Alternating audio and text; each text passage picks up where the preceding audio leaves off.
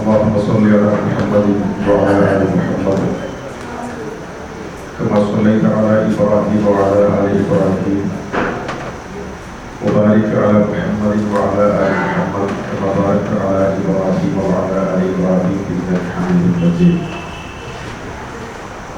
أما بعد فإن خير الكلام كلام الله وأصدق السنن سنن محمد صلى الله عليه وسلم وشر الأمور محدثاتها وكل محدثة بدعة وكل بدعة ضلالة وكل ضلالة في النار.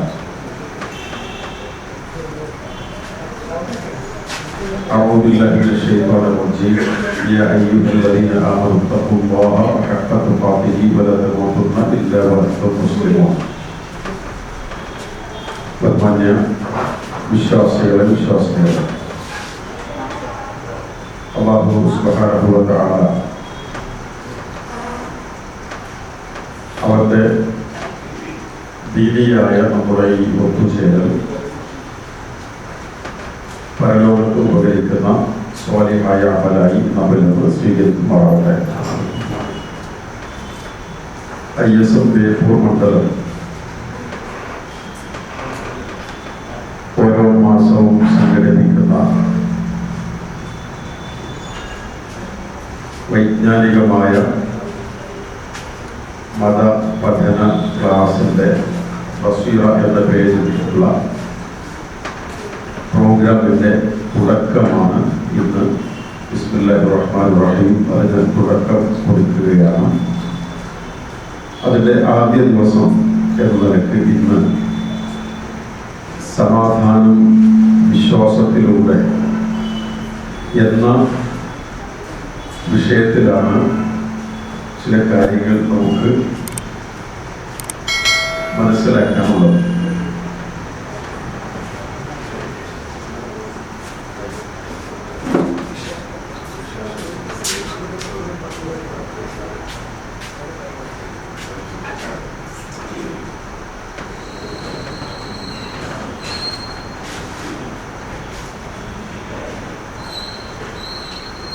അപ്പോൾ വളരെ കുറഞ്ഞ സമയമാണ് നമ്മുടെ മുമ്പിലുള്ളത്.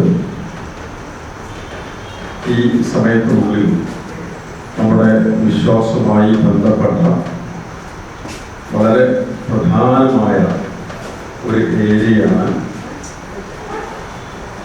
നമുക്ക് മനസ്സിലാക്കാനുള്ളത്. 7:23 ഇൻഷാഅല്ലാഹ് ഇന്നിട്ടാണ് തീരുമാനമുള്ളത്. കഴിഞ്ഞാൽ വളരെ കുറഞ്ഞ സമയമുണ്ട്. അപ്പോൾ ഏതായിരുന്നാലും നമ്മൾ തുടക്കം നിലക്ക് സമാധാന വിശ്വാസത്തിലൂടെ എന്നുള്ള വിഷയത്തിലേക്ക് ഞാൻ വരുന്നതിന് മുമ്പ് ഒന്ന് രണ്ട് കാര്യങ്ങൾ പെട്ടെന്ന് പറഞ്ഞ് പോവുകയാണ്. ഒന്ന്, ഇങ്ങനെയുള്ള മതപരമായ ദീനിയായ സദസ്സുകൾ നമ്മളുമായി ബന്ധപ്പെട്ട് കുറേ നടക്കും. അപ്പോൾ ഇത് ISMന്റെ വിജ്ഞാനവേദി ഉണ്ടാവും, വേറെ ഞങ്ങൾ തുടങ്ങി വേറെ കുറേ ഉണ്ടാവും. അപ്പം ഇങ്ങനെ ഒരു പ്രോഗ്രാമിന് കൂടെ അവസരം കിട്ടുമ്പോൾ നമ്മൾ അതിൽ പങ്കെടുക്കാനുള്ള താല്പര്യം കാണിക്കണമെന്നാണ് ആദ്യം സൂചിപ്പിക്കാൻ. ഇതിൽ കുറേ ആളുകൾ മകേന്ദ്രങ്ങളുടെ സാധാരണ ജമാഅത്തിൽ വരുന്നവരായിരിക്കും. വേറെ കുറേ ആളുകൾ ഈ നമ്മുടെ ബേപ്പൂർ മണ്ഡലത്തിൽ തന്നെയുള്ള പല ഭാഗത്തുമുള്ള ആളുകൾ ഇന്ന് പ്രോഗ്രാം ഉണ്ടെന്ന് ഇവിടെ എത്തിയവരായിരിക്കും. പള്ളിയിലേക്ക് സാധാരണ വരുന്ന ആളുകൾ കുറെ ആൾക്കാർ ഇവിടെ ഉണ്ടാവും.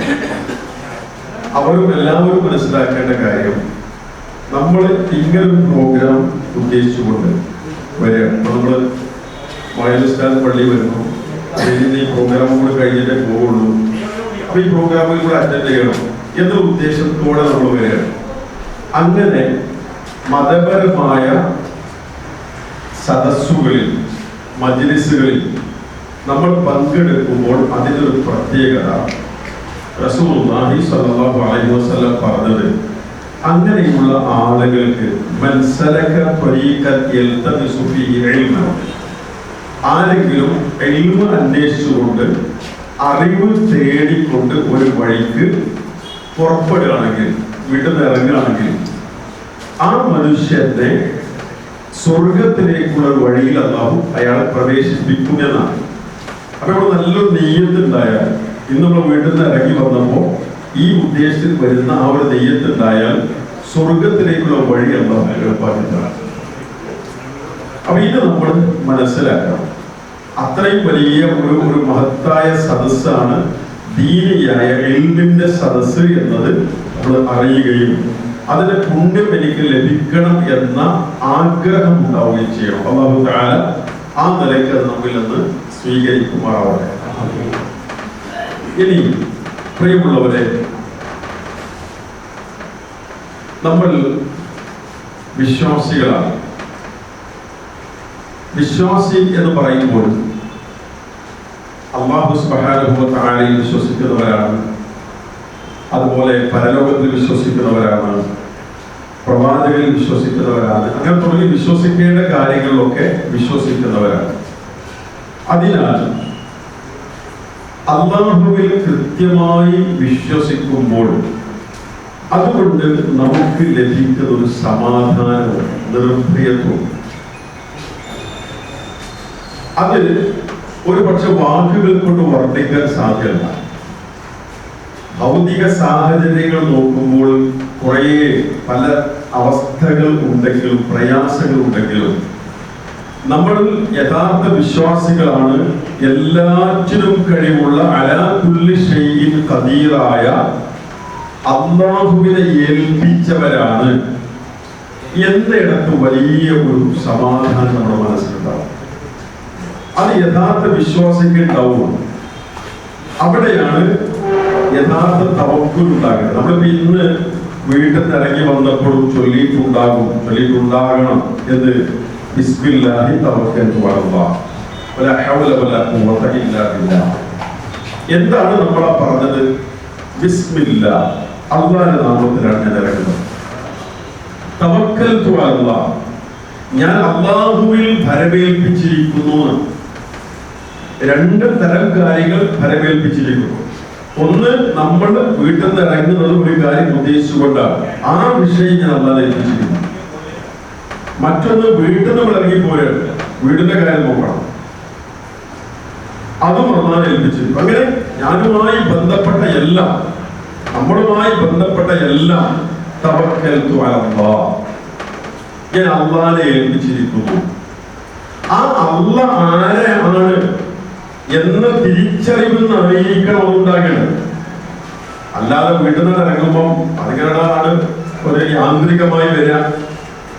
ഇങ്ങനെ ആവാൻ സ്വിച്ച് ഇട്ടാൽ കയർ വർക്ക് ചെയ്യുക, ലൈറ്റ് കത്തുന്നു എന്നമായി നമ്മൾ ഇറങ്ങുമ്പോൾ ഓർമ്മ ശീലം കൊണ്ട്, നല്ല ശീലം കൊണ്ട്, പക്ഷെ കേവലം ഒരു ശീലത്തിൽ അവശേഷിക്കരുത്. ഓരോ വട്ടം ഇന്നും ഇറങ്ങുമ്പോഴും ഉണ്ടാകണം, ഈ അടുത്ത പ്രാവശ്യം ഇറങ്ങുമ്പോൾ ഉണ്ടാകണം. അങ്ങനെ ഓരോന്നും പുതിയതാണ് എന്നുള്ള നിലക്ക് മനസ്സിൽ നിന്നുണ്ടാകണം. ബിസ്മില്ലാഹ് തവക്കൽതു അലല്ലാഹ്, ഞാൻ അല്ലാഹുവിൽ ഏൽപ്പിച്ചിരിക്കുന്നു, ഭരമേൽപ്പിച്ചിരിക്കുന്നു. നമ്മള് ചിലപ്പോ ചിലർ പറയാറുണ്ട്, ഓരോ വിഷയമൊക്കെ പറയുമ്പോ എന്താ സ്ഥിതി, അലല്ലാഹ്. ചില ആൾക്കാർ അലല്ലാഹ് വർത്താനം കേട്ടാൽ തന്നെ ഒരു മുടുത്തല്ലാത്ത വർത്താനം, എന്താ സ്ഥിതി, അല്ലാഹ് ഇത്രയുള്ളൂ. അങ്ങനല്ല, എന്താണ് പറഞ്ഞത് അലല്ലാഹ് എന്ന് പറഞ്ഞത്, അതിന് ഉള്ളെന്താണെന്നറിയോ, തവക്കൽതു അലല്ലാഹ്. അലല്ലാഹല്ലോ, അതിന് ഫുള്ളെന്താ, തവക്കൽതു അലല്ലാഹ്, ഞാൻ അല്ലാഹു ഏൽപ്പിച്ചിരിക്കുന്നു. ആ നമ്മുടെ വയത് അലല്ലാഹ് പറയാൻ പറ്റുമോ? സ്ട്രോങ് അല്ലേ, കോൺഫിഡൻസ് ഉണ്ടാണ്ടേ. ആരെ ഏൽപ്പിച്ചത്? അല്ലാഹ്. നമ്മുടെ കുടുംബത്തില് ആർക്കെങ്കിലും ഒരു വലിയ സർജറി നടക്കുന്നു വിചാരിക്കും, അല്ലാഹു തആല നമുക്ക് നമ്മുടെ കുടുംബാംഗങ്ങൾക്കെല്ലാം ആഫിയത്തും സലാമത്തും നൽകി അനുഗ്രഹിക്കുമാറാവട്ടെ. ഒരു വിഷയം മനസ്സിലാക്കി, അങ്ങനെ കേസ് ഉണ്ടായി. അപ്പൊ വലിയ പ്രധാനപ്പെട്ട മേജർ സർജറി നടക്കാൻ പോകും. അപ്പൊ ഇവിടെ ആണെങ്കിൽ കോഴിക്കോട് ടൗണിലുള്ള ഏതെങ്കിലും ഒരു കാര്യപ്പെട്ട ഹോസ്പിറ്റലില്, അല്ലെങ്കിൽ മെഡിക്കൽ കോളേജിൽ ഏതെങ്കിലും ഒരു ഹോസ്പിറ്റലില് സർജറി നടക്കുകയാണ്. അപ്പൊ ആരാ ഡോക്ടർ, ആരാ സർജൻ?